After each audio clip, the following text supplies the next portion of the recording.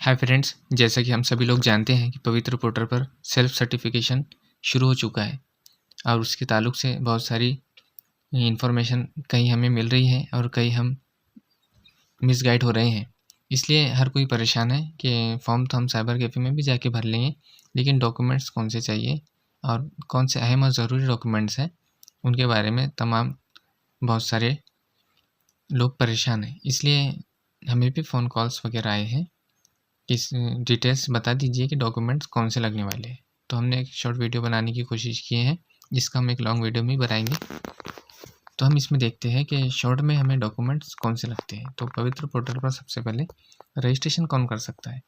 तो पवित्र पोर्टल पर सेल्फ सर्टिफिकेशन वो सभी उम्मीदवार कर सकते हैं जो शिक्षक भर्ती की प्रक्रिया में शामिल है, यानी जिस किसी ने भी TAIT यानी teacher aptitude and intelligence test दिया है, वो सभी हजरात जिनको चाहे 1 मार्क्स हो या पूरे 200 के 200 मार्क्स हो, 1 से लेके तमाम 200 मार्क्स वाले सभी लोग पवित्र पोर्टल पर सेल्फ सर्टिफिकेशन कर सकते हैं।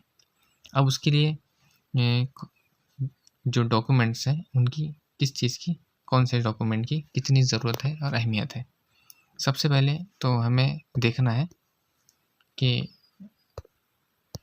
D.Ed के डॉक्यूमेंट यानी diploma in teacher education, B.Ed के डॉक्यूमेंट बैचलर ऑफ एजुकेशन, उसके बाद में BA, B.Ed, BSc, B.Ed वगैरह के। और सबसे पहले टेट परीक्षा उत्तीर्ण यानी जो हमारा टेट का स्कोर कार्ड है, ये होना चाहिए हमारे पास, टेट का स्कोर कार्ड। उसके बाद में ओपन कैटेगरी वाले SC, ST, OBC, VGNT, SBC, EWS उम्मीदवार, PWD तमाम जो भी कैटेगरी में है, ये सभी लोग रजिस्ट्रेशन कर सकते हैं। अब हम देखेंगे कि इसके लिए अहम डॉक्यूमेंट्स कौन से हैं।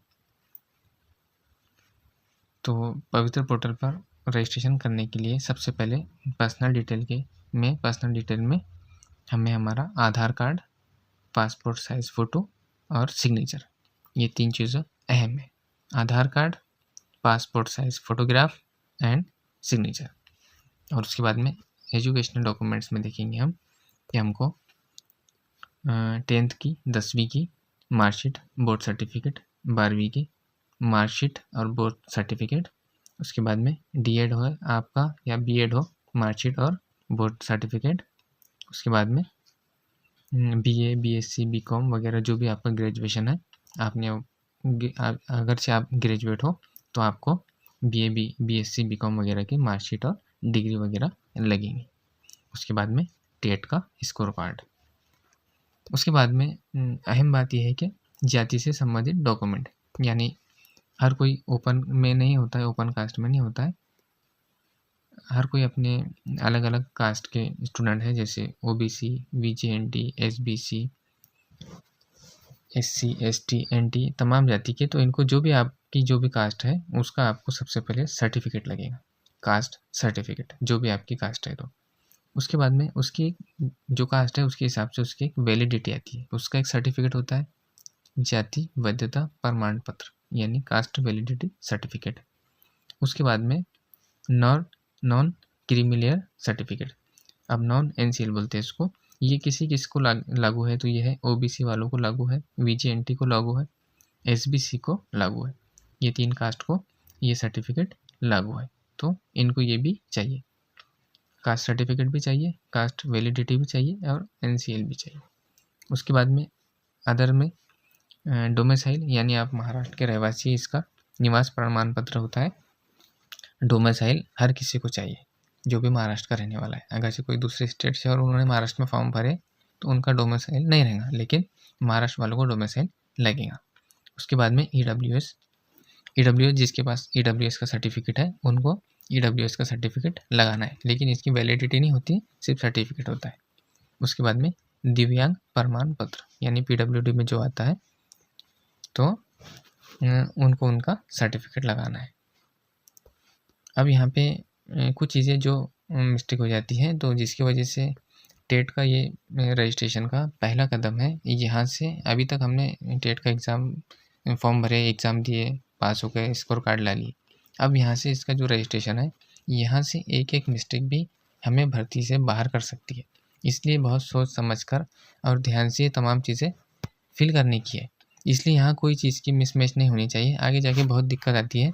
बहुत सारे बच्चे पिछली बारी में भी कुछ नेम में मिस्टेक की वजह से और कुछ बाकी चीज़ें जो मिसमैच हुई उसकी वजह से भर्ती से बाहर कर दिए गए। इसलिए हमें जो गलतियाँ होती हैं उन गलतियों को ये ध्यान में रखना कि हमें कौन सी गलती नहीं होनी चाहिए। तो हमारा नाम के स्पेलिंग सही होने चाहिए।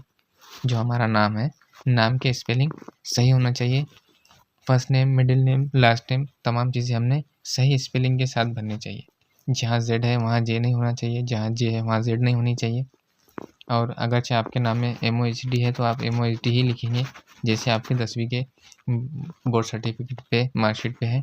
अगरचे पूरा मोहम्मद है तो आप पूरा मोहम्मद लिखेंगे, वहाँ शॉर्ट में नहीं करेंगे। जैसे आपका नाम लिखा हुआ है आपके डॉक्यूमेंट पर वैसे ही लिखना है। उसके बाद में डेट ऑफ बर्थ, इसमें भी मिस्टेक नहीं होनी चाहिए। और जो जाति प्रमाण पत्र है उसकी वैलिडिटी है, उसमें भी उसकी जो डेट वगैरह है उसमें भी कोई मिसमैच नहीं होनी चाहिए। और गलत या अधूरे डॉक्यूमेंट अपलोड नहीं करने चाहिए, या ऐसे डॉक्यूमेंट स्कैन करने चाहिए जो नज़र नहीं आ रहे, जिसमें सही से मार्क्स नहीं लिखे हुए दिख रहे या नाम नहीं लिखे हुए दिखाई दे रहे। वो तमाम चीज़ें ध्यान में रख के अपलोड करनी चाहिए। और लास्ट डेट का इंतज़ार नहीं करना चाहिए। जैसे अब तमाम चीज़ें क्लियर हो चुकी हैं, अब हमें हमारा सेल्फ सर्टिफिकेशन जल्दी कर देना चाहिए। अब हमें पता है कि उसकी 29 दिसंबर 2025 सेल्फ सर्टिफिकेशन करने की लास्ट डेट है। पवित्र पोर्टल पर सेल्फ सर्टिफिकेशन करना शिक्षक भर्ती की सबसे महत्वपूर्ण प्रक्रिया है। सही जानकारी और सही डॉक्यूमेंट के साथ समय पर सेल्फ सर्टिफिकेशन करने से भविष्य की सभी समस्याओं से बचा जा सकता है। इसलिए हम सबको कहेंगे कि तमाम चीज़ों का ख्याल रख के आप अपना सेल्फ सर्टिफिकेशन करिए। अगरचे कोई आपको दिक्कत परेशानी आ रही है तो आप कमेंट में बता सकते हैं, उस पर भी वीडियो बना देंगे। आप चैनल पर पहली मर्तबा आए हैं तो चैनल को सब्सक्राइब कीजिए और जो भी लोग पवित्र पोर्टल की भर्ती में शामिल हैं उन तक वीडियो को शेयर कीजिए।